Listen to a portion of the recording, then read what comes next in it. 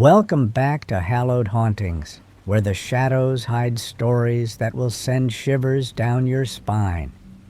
Tonight, we've got a tale for you that will make you question just how well you know your neighbors and whether the house next door is as empty as you think.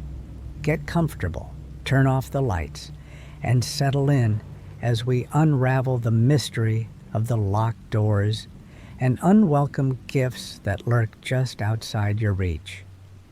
This is a story you won't want to miss. Story 1. The Watchful Eyes Through the Window. I had just moved into this quiet suburban neighborhood a few weeks ago.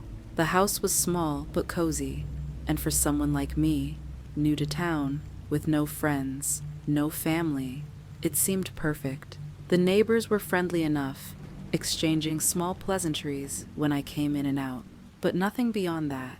The street was peaceful, the kind of place where you'd expect to see kids playing, and maybe an occasional dog barking, but not much else. Or at least, that's how it was at first. It started out small, the kind of thing you shrug off.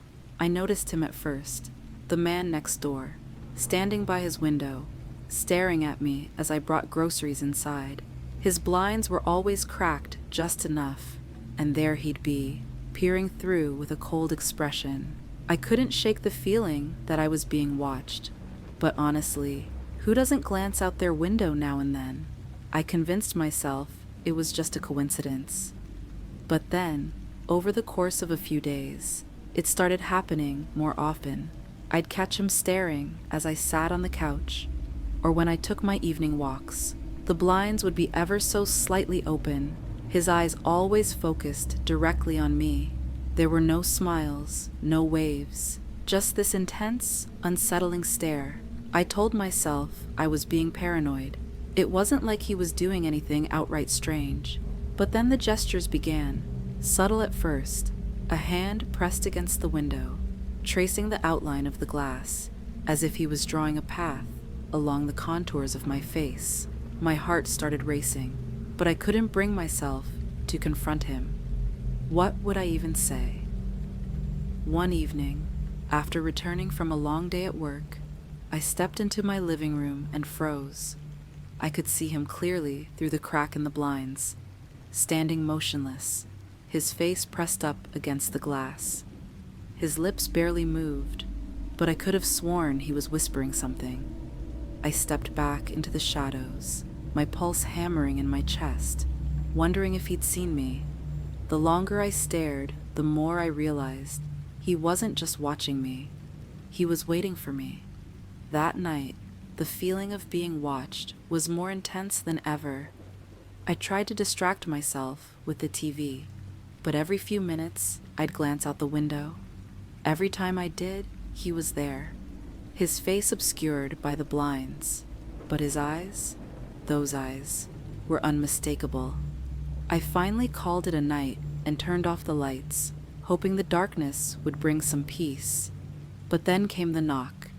Knock, knock, knock. I flinched, my heart leaping into my throat. I hesitated before walking to the door, unsure of who could possibly be there. But when I opened it, no one was standing on the porch. Just a small package on the ground, wrapped in brown paper, no return address. I brought it inside, my hands shaking as I untied the string. Inside was a simple card with only a single word, soon. Panic surged through me. My mind raced with possibilities. Could it be from him? Could he have left this here, watching me from the shadows? I looked around the room, half expecting to see his face peering through the window again. But the house was dark, silent, empty. The next few days felt like a blur. I barely slept, constantly watching for any sign of movement. I made sure to keep the curtains closed, but it didn't help. I knew he was still out there, lurking, staring. I finally gathered the courage to confront him. I went next door, my hands sweaty and my heart pounding in my chest. I knocked on his door, but there was no answer. I tried the door handle. It was unlocked. I pushed it open cautiously, calling out to see if anyone was home. Silence. As I stepped inside, I felt something scrape against my foot. Looking down, I saw a trail of white powder leading into the living room. I followed it, only to stop in my tracks when I saw what was on the floor. Dozens of photographs of me, every single one taken through the window. Me walking, me eating, me sitting, all at random times, all from the same spot across the street. I felt sick, paralyzed in place, the horror settling in. He was obsessed with me, and worse yet, I had never seen him enter or leave the house. I was being watched, constantly. I turned around to leave, but before I could reach the door, I heard it. A soft, breathy voice, just behind me, whispering my name. I spun around.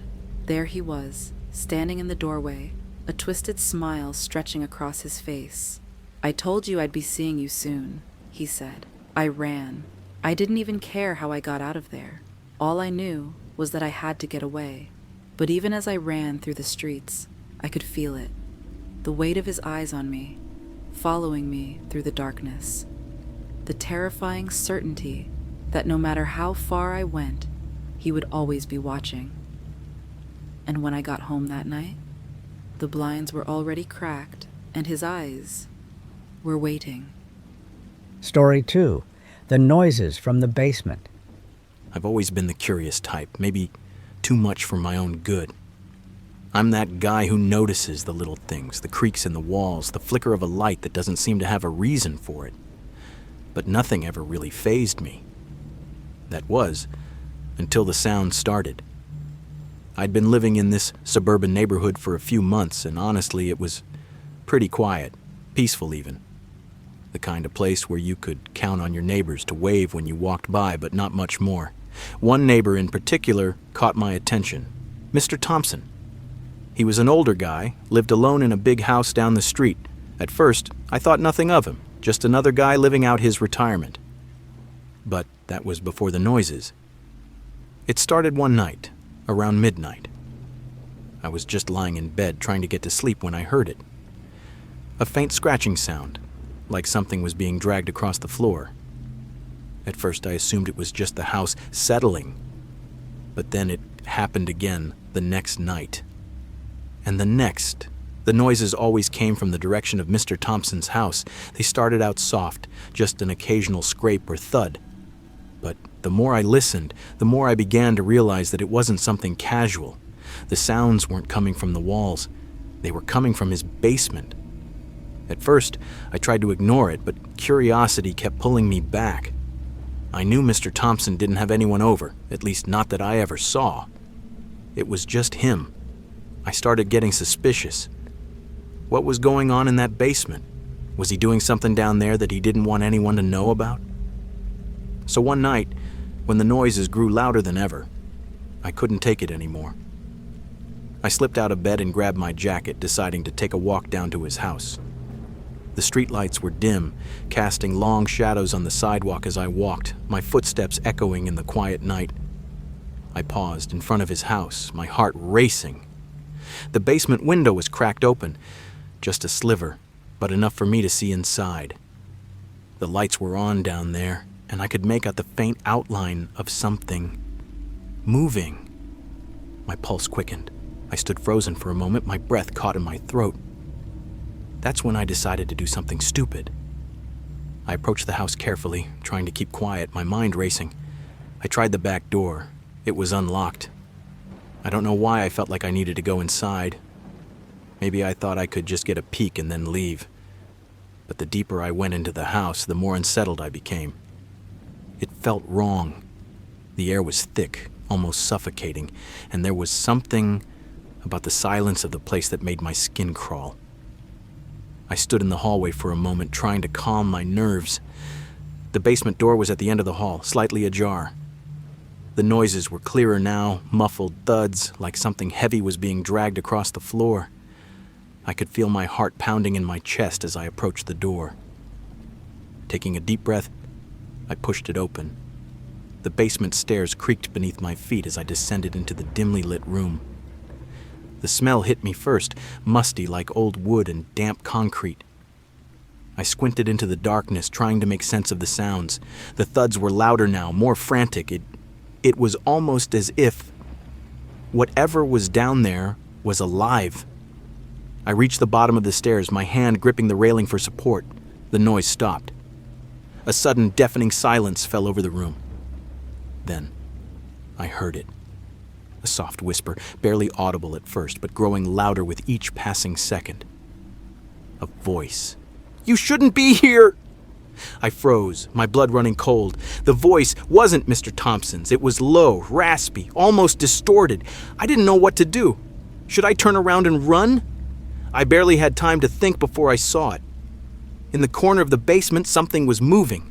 A figure, slumped, crouching down low to the ground, dragging something heavy across the floor. As it moved closer to the light, I realized what it was. A man, or something that looked like a man.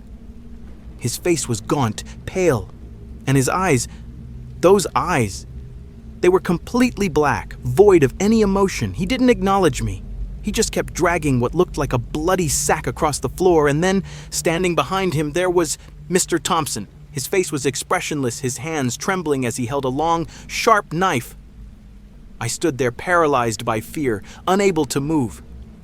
Mr. Thompson turned his head slightly, his cold, vacant eyes locking onto mine. For a moment, he said nothing. He just stared at me. And then, he spoke in a voice that sent chills down my spine. "You shouldn't have come here!" I didn't need another invitation. I turned and bolted up the stairs, my breath coming in sharp, panicked gasps. I didn't stop running until I was safely back in my own house, the door locked behind me. I spent the rest of the night in a daze, unable to shake the image of what I saw. The next day, I saw the police cars outside Mr. Thompson's house. They were there for hours, and when they left, the house was eerily quiet. No one ever spoke about what happened, but I know the truth. Mr. Thompson had been hiding something in that basement. Something, or someone. And whatever it was, I'm not sure it was ever truly human. I never saw him again after that night. But sometimes, when I lie awake in bed, I hear it, the scraping sound from the basement, as if someone, or something, is still down there, waiting for me to return. And I can't shake the feeling that Mr. Thompson is still watching, waiting for the moment I make the same mistake again. Story 3. The House That Never Was. We had been looking for a place to settle down for a while, my husband and I. After a long search, we finally found a small, quiet neighborhood that seemed perfect for raising a family. The houses were old but well kept, with big backyards and towering oak trees lining the streets. It felt like the kind of place where nothing unexpected could ever happen. Our new home was cozy, with just enough space for the two of us and our baby daughter. Everything about the house felt right. That was until we noticed our next-door neighbor's house, or rather the lack of it. At first, I didn't think much of it. The house next to us had been abandoned for years, a dilapidated shell of its former self. We had moved in with the understanding that it was uninhabited, but soon after we settled in, strange things started happening. The first night, we heard the flicker of lights from next door. I shrugged it off. Power outages happen, especially in old houses. But then it happened again the next night and the night after that. The lights would blink on and off in random patterns, like someone was trying to get attention, or worse, trying to signal something. I tried to ignore it, but the persistent flickering made my skin crawl. Over the next few days, I started to hear faint sounds through the walls, murmurs, hushed voices, like distant conversations happening just beyond the reach of comprehension. I assumed it was just the sound of the house settling, old pipes, or maybe the wind shifting. But it wasn't long before my curiosity got the better of me. I stood by the wall, straining to hear. That's when I realized the voices weren't random. They were coming from the direction of the abandoned house. They were faint, but distinct enough that I could make out a few words, a few sentences here and there. At first, it was just a soft, distant hum, nothing alarming, but the longer I listened, the clearer it became. There was someone or something living there. I mentioned it to my husband, but he just laughed it off. "You're probably just hearing things," he said, but even he looked uneasy. I couldn't stop thinking about it. Who could be living in a house that was supposed to be abandoned? And why had no one said anything about it? The more I thought about it, the more I started to feel like something was terribly wrong. One evening, after putting our daughter to bed, I couldn't resist any longer. I had to see for myself. I walked next door to the house, staying hidden in the shadows. The door was half open, creaking slightly as the wind pushed it. I stepped closer, my heart pounding in my chest. The lights were on inside, flickering in a steady rhythm. I didn't know what compelled me to step inside, but before I could stop myself, I pushed the door open. The inside was eerily quiet, empty, except for the strange smell of dust and mildew in the air. The walls were covered with yellowed wallpaper that had long since started peeling, and the floors creaked beneath my feet. But there was something about the silence that felt wrong, unnatural, like the house was holding its breath. As I ventured deeper into the house, I noticed something that sent chills down my spine, a collection of old photographs scattered across the floor in a room at the back. They were all pictures of our house, taken from angles that made it seem like they had been taken from inside our windows. Some were old, others more recent, but they all had one thing in common. They were of our family in various stages of life, moments that should have been private. But the most chilling part was what I found in the last photo. It was a picture of my daughter, sitting in her crib, taken from the window of her room. The photo was taken last week, on a day when I was sure we hadn't opened the curtains. Suddenly, I felt the hairs on the back of my neck stand up. I turned to leave, my heart pounding, but as I reached the door, I froze. In the hallway, there was a figure standing motionless, staring at me. The man was tall, gaunt, with pale, hollow eyes that seemed to bore right through me. He didn't say a word. He didn't need to. The way he stood there, his bony arms hanging limply at his sides, told me everything I needed to know. He stepped forward slowly, and the floor creaked under his weight. I stumbled back, my hands shaking, as I tried to push open the door. But before I could escape, he whispered one chilling sentence. "I've been watching you." I bolted out of the house and back to my own, but the fear didn't leave. The house next door remained empty for weeks after that, but I knew it wasn't truly abandoned, and I knew something was still out there, lurking, waiting for the next time I let my guard down. And now, every time I pass that house, I can't help but wonder who was watching me, and more importantly, what happens next. Story 4. The Neighbor Who Never Sleeps. I had just moved into a small apartment complex on the outskirts of the city. It wasn't the most glamorous place, but it was affordable, quiet, and close enough to work that I didn't have to spend hours commuting. I figured it would be the perfect spot to start fresh. For the first few days, everything was fine. My neighbors were quiet, polite, and kept to themselves. But that all changed when I began hearing strange sounds from the apartment next door. It started small, faint noises late at night. I didn't think much of it at first, assuming it was just the usual sounds of an old building settling. But then, over the course of a few nights, the noises became impossible to ignore. I'd hear soft pacing back and forth, the shuffle of feet on the floor, the occasional muttering, like someone was talking to themselves. It wasn't a lot, just enough to unsettle me. The strange thing was, it never stopped. At first, I thought maybe it was just someone working late or someone with insomnia, but it didn't make sense. The pacing seemed deliberate, almost methodical, and the muttering sounded frantic, like someone trapped in their own mind. There was a rhythm to it, a pattern that seemed to stretch on through the night as if they were walking in circles, pacing endlessly from one end of the apartment to the other. Every night I'd lie awake listening. The sounds were always there like clockwork. I never saw the neighbor, not once during the day. It was like he only existed at night. Sometimes I'd knock on the door to introduce myself, but there was never an answer. One night, I couldn't take it anymore. It was well past midnight, and the pacing had reached its peak. The floorboards were creaking in rhythm, the murmurs louder than before. I felt an overwhelming need to see what was going on. I grabbed my phone, opened the blinds to my window, and peered into the darkness of the apartment complex courtyard. At first, I saw nothing, but then I noticed him. He was standing there in the yard, just outside his apartment. His head was tilted unnaturally, and his eyes were wide open, staring straight at the window. He didn't move, didn't blink, just stared. My breath caught in my throat, and I pulled back from the window, my heart pounding.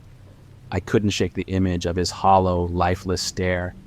What was he doing out there? Why was he just standing there, motionless, in the dark? I waited, my pulse racing, but when I looked again, he was gone. The yard was empty. That night, the pacing was louder than ever.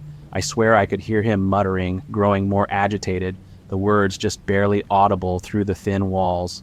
And then silence, absolute silence, as if the world had stopped moving. I couldn't sleep that night. I lay there in bed, staring at the ceiling, trying to make sense of everything. What kind of person stayed awake like that? What was happening behind that closed door? The next morning, I couldn't resist. I went downstairs to check on the building's mailroom, trying to get a glimpse of my neighbor. Maybe I could ask him if everything was okay, get some answers. When I arrived, I saw a man standing by the mailboxes. His face gaunt, pale, his eyes dark and sunken, as if he hadn't slept in weeks. He turned to face me. His expression was blank, emotionless, like he was seeing right through me. "Are you okay?" I asked, hesitating for a moment. His lips barely moved, but he whispered, "I never sleep." I felt my stomach drop. Something about the way he said it sent a chill through my bones. Before I could say anything else, he turned and walked away, vanishing down the hallway without another word.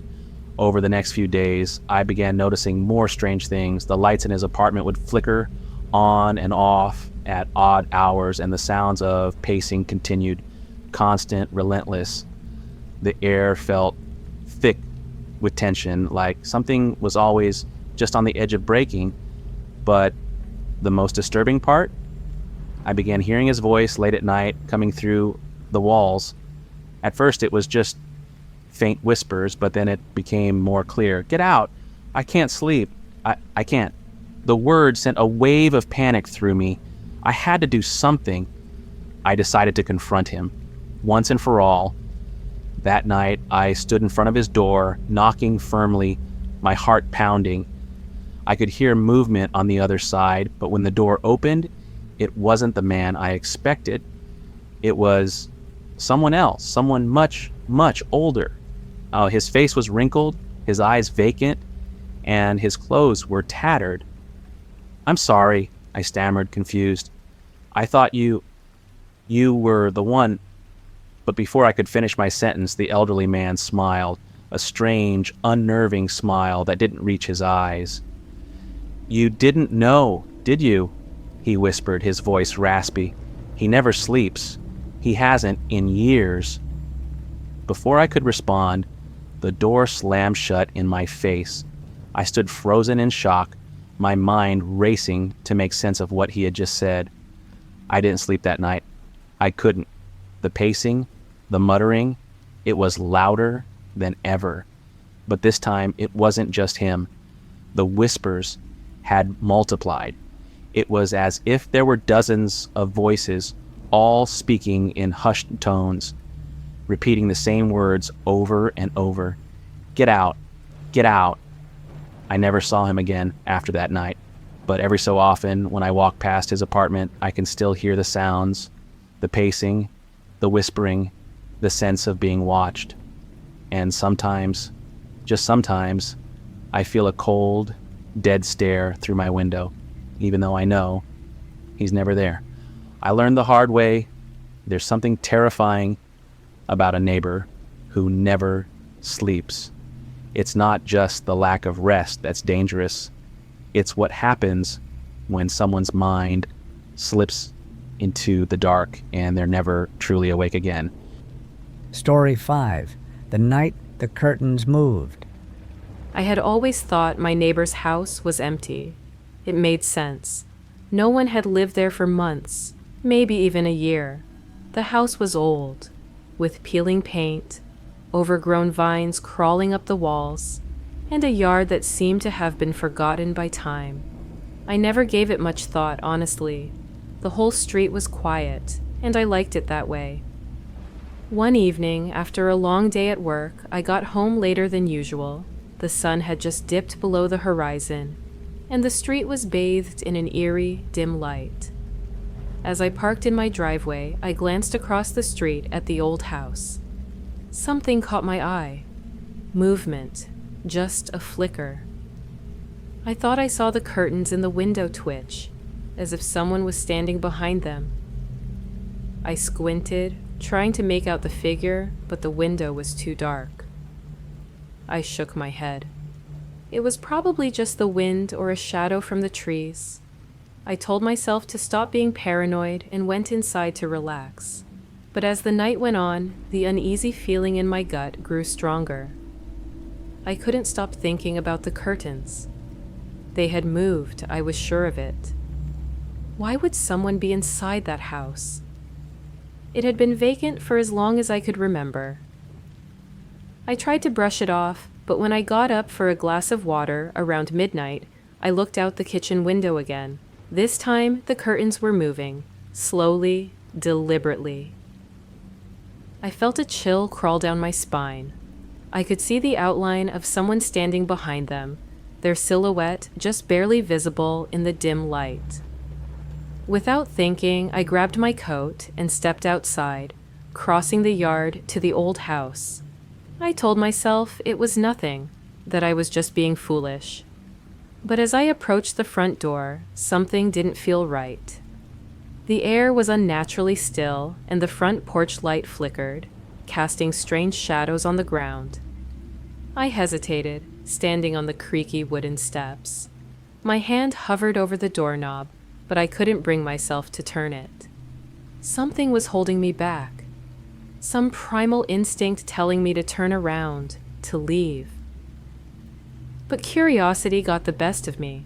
I twisted the knob and pushed the door open. It creaked loudly, echoing in the empty hallway. The air inside was musty, thick with dust. My footsteps felt too loud, as if the house was listening to every movement.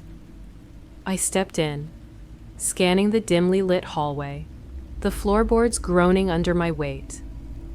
The front room was empty, but there was a door slightly ajar at the end of the hallway. I moved toward it, my heart pounding in my chest. The door opened with a soft squeak, and I stepped into a dark, cluttered room. The curtains were still there, fluttering as if in the breeze, but there was no wind. And then I saw it. A figure standing by the window, just behind the curtains, their face hidden in the shadows. I froze, unable to move. My heart raced in my chest as I stood there, staring at the figure. It didn't move. It just stood there, still as stone. I felt the sudden urge to run, to get out of there. But before I could turn to leave, the figure stepped forward, slowly, methodically. The light from the window illuminated their face, and I gasped. It wasn't a person at all. It was a mannequin, sitting perfectly still, with glassy, lifeless eyes. The clothes it wore were old, out of style, and there was something off about it, something wrong. My blood ran cold. I stumbled backward, knocking over a chair. The mannequin didn't flinch. It didn't even move. I turned and bolted for the door, my breath coming in short, panicked gasps. I didn't stop running until I was safely back in my own house, the door locked behind me. I spent the rest of the night in a daze, unable to shake the image of that mannequin standing by the window. I couldn't understand why someone would put it there or why I was so terrified of it. But something about that house felt wrong, unnatural. The next morning, I called the landlord of the property, asking about the house. I was told it had been vacant for years. No one had been inside for months, not since the previous tenants had moved out.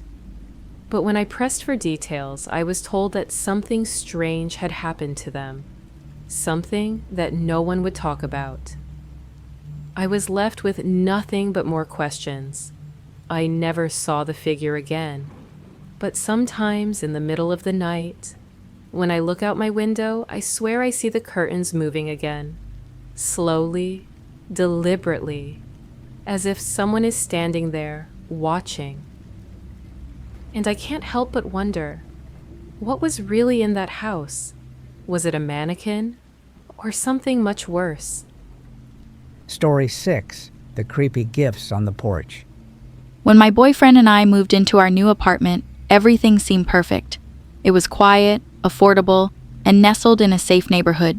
We quickly settled into a routine: work, dinner, the occasional Netflix binge. Life was simple, easy. But that all changed one evening when we found the first gift. It was just sitting on the porch, a small package wrapped in plain brown paper with a simple twine bow. There was no note, no return address, just a plain, unmarked box. At first, we thought it was a mistake, maybe an incorrectly delivered package for a previous tenant. But when we opened it, our confusion turned into curiosity. Inside was a small, intricately carved wooden figure of a dog. It wasn't anything fancy, but it had an odd charm to it. No one we knew had given it to us. We were puzzled, but brushed it off. Maybe it was some quirky neighbor, someone who had a strange sense of humor. We left it on the coffee table, not thinking much about it. But then, a few days later, another gift appeared on the porch. This time, it was a small ceramic cat, painted in soft pastel colors. The same plain wrapping, the same lack of a note. Our unease grew, but we didn't know what to make of it. The gifts were oddly personal, like they were meant for us, but we didn't know anyone who would be leaving them. We decided to keep it to ourselves. After all, it was harmless, right? But that's when things started to escalate. The gifts kept coming, each one more unsettling than the last. A tiny glass bird, a doll that looked like it had been handmade with carefully sewn eyes. All left on the porch, with no indication of who was leaving them. Every time we found one, it seemed like the gifts were getting more personal, more detailed. We began to wonder if we were being watched. Maybe someone we knew was playing a sick prank on us. One night, we received the most bizarre gift of all, a picture frame. But the photograph inside wasn't something we recognized.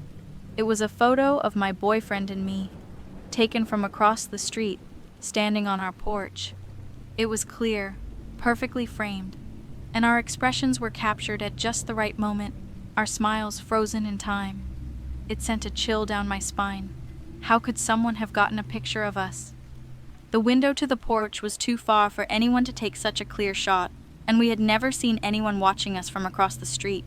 The next day, we decided to do some investigating. We spent hours asking around, talking to our neighbors, but no one had any idea who might be leaving the gifts. Most of them were just as puzzled as we were, but one elderly woman, Mrs. Sanders, seemed to know something. She wasn't very talkative, but after some coaxing, she told us about the previous tenants. They were a nice couple, quiet, kept to themselves, she said, her eyes darting to the floor. But there were rumors.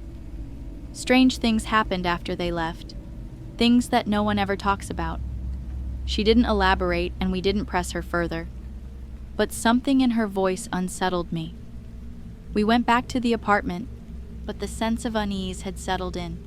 Someone knew us too well, and the idea that it could be anyone from our past only made things worse. That night, As we sat on the couch, I heard the familiar sound of a package being placed on the porch. My heart skipped a beat and I turned to my boyfriend, my voice barely a whisper. Not again. We both got up and walked cautiously to the door, and sure enough, there was another gift. This time it was a wrapped box, about the size of a shoebox.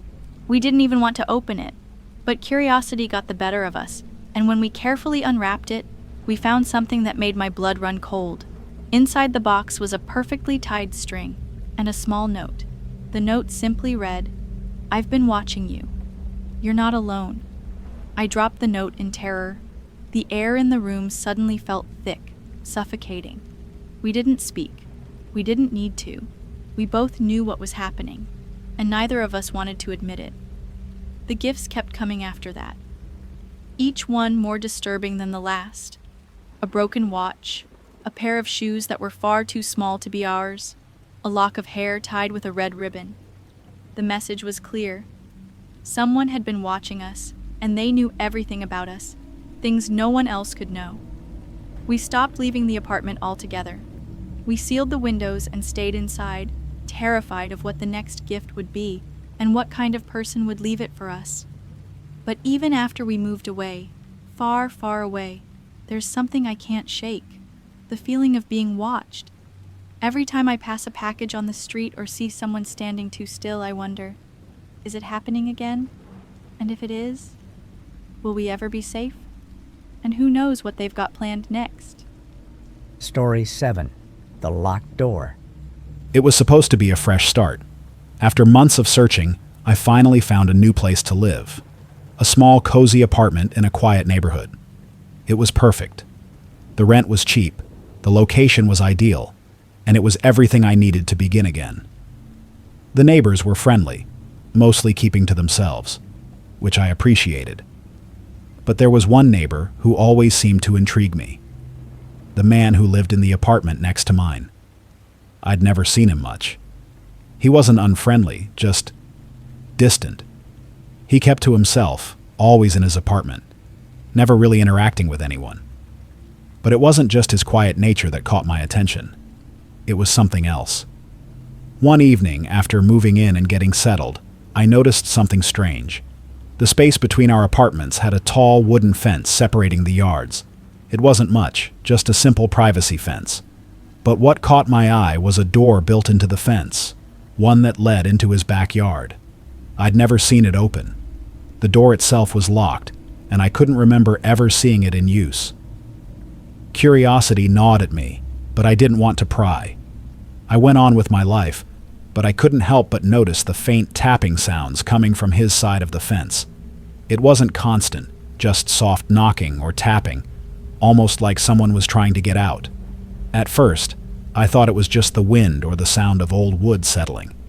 But as the days went on, the tapping grew more distinct, more urgent. I tried to ignore it, telling myself I was just imagining things. But late one night, I couldn't help it anymore. The tapping had become so frequent, so rhythmic, that I couldn't stay inside any longer.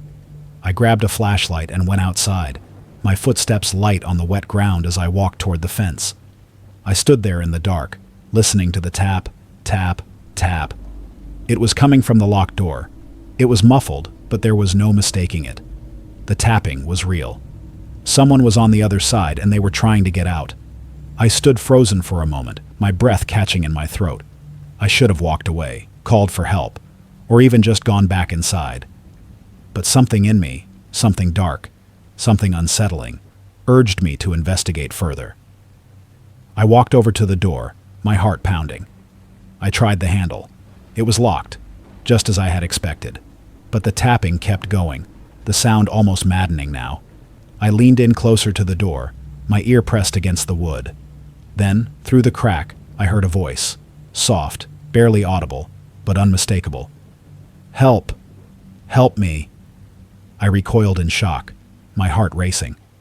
My mind spun in circles. Who was on the other side of that door? What was going on? I stepped back, trying to calm myself, trying to make sense of it all. But before I could think clearly, I heard the door creak. It opened, just slightly. My breath caught in my chest, and I stumbled back, unsure of what I had just heard. I hadn't touched the door. The tapping stopped. I couldn't stand there anymore. I had to know what was behind that door, who was on the other side. I reached for the handle and gave it a gentle turn. The door swung open on its own, and I was greeted by darkness. I hesitated before stepping inside, shining my flashlight around. The backyard was completely empty. No signs of anyone. No movement. The air felt thick, almost suffocating. I walked deeper into the yard, feeling like something was wrong, something I couldn't quite explain. That's when I saw it. The door on the other side of the yard, an identical door, but this one was wide open. My heart stopped. This door led into his apartment, my neighbor's apartment. Confusion flooded my mind. How was this possible? How could there be a door inside the fence that led to his apartment? I couldn't make sense of it, but I felt my legs carrying me forward, like I was being pulled by some unseen force. As I approached the door, the hairs on the back of my neck stood on end. The hallway inside was dimly lit, but I could just make out the outline of a figure standing in the shadows. It was my neighbor. His face was pale, his eyes hollow, like he hadn't slept in weeks. "You shouldn't be here," he said, his voice a low whisper. I tried to speak, but my throat was dry. I couldn't find the words. I didn't know if I was more terrified of him or of the truth I was about to uncover. "I've been waiting for someone like you," he continued, his eyes darting nervously to the door behind me. "But you weren't supposed to find this." And that's when I realized the truth. My neighbor wasn't just a quiet man. He had been hiding something dark. The tapping, the locked door. It wasn't a mistake. He was keeping something in that backyard. Someone, or something, that didn't belong there. I turned and ran, not daring to look back. I didn't stop until I was safely back in my apartment, the door locked behind me. I haven't been outside since. Every night now, I hear it again. The soft tapping from behind the fence. The locked door is still there, but I know I can never open it again. What's behind it isn't just a mystery. It's a nightmare waiting to break free. And sometimes, late at night, I swear I hear my neighbor whispering through the walls. You were never supposed to find out. If you enjoyed tonight's eerie tale, don't forget to hit that subscribe button and join the Hallowed Hauntings family for more chilling stories every week. And if you've got a true scary story of your own, we want to hear it. Drop it in the comments below, or feel free to email it to us. You might just hear your story featured in a future video, and if you do, we'll send you a special discount coupon for our Hallowed Hauntings shop as a thank you for sharing your spine-tingling experiences with us.